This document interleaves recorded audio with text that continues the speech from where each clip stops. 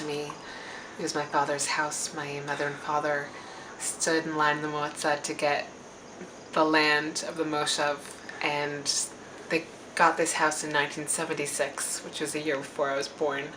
So literally my first memories are being here with my father and my family. I spent every summer here with him, and really so much of my father was, his life was so much, on a plane, or in random corners of the world, connecting with people all over the world. But this was one of his core home bases. And the shul in New York is a really special place too, but we don't, it's a shul, it's not a home. So this is like a quiet place where the intimate moments happened with my father. I remember, having breakfast here and him falling asleep Shabbat afternoon. Like, he never made it to benching. We'd sit down at this table. Actually, the table we have is like a table my parents had from the early 70s. And we'd sit at the table and he'd pass out. This house, I feel like the walls hold very secret spaces of time that I was with my father.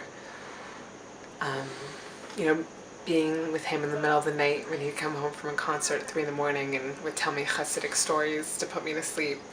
Or, Friday night when literally against this wall, like, all the men would come to pick him up to go to shul, and he'd stand in line and spray everyone with cologne, like one by one, and they'd all walk out smelling like reeking of cologne, and everyone, there was like this holy vibe.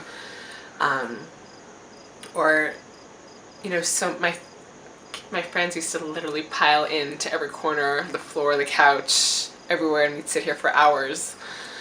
And it's a space that even I walk in, and I could be here a million times in a year, and I walk in and I kind of hold my breath because it's like he's here. And it's amazing, especially to come and bring my children, and they come and they jump off the couches and draw on the floors and run up and down the hill to the shul and back again. And it's such a beautiful feeling of continuity, and knowing that we're here living this place that he created and made like different and special more than any other place in the world. What was incredible about being my father's daughter was that I see so much how parents are always trying to mold their children into being what they want them to be, who they want them to be, directing them to be something that they hoped they could be one day. My father was so filled with unconditional love for me. He just supported me and guided me by just honoring who I was and giving me so much respect that allowed me to find my inner voice. And I think that's just the greatest gift a father could give his daughter. He also was such a role model in learning how to be brave. So many people grow up, and especially someone who is famous, and it's so many people, so many expectations, wanting him to be something that they hoped him to be. And he withstood all of it to follow his own soul and his mission, and he dared to be who he was meant to be, and to guide himself by Hashem's light and not by what anyone else thought. And that's beyond courage. That's an inner strength that we can only dream of. And it's such a privilege to be his daughter.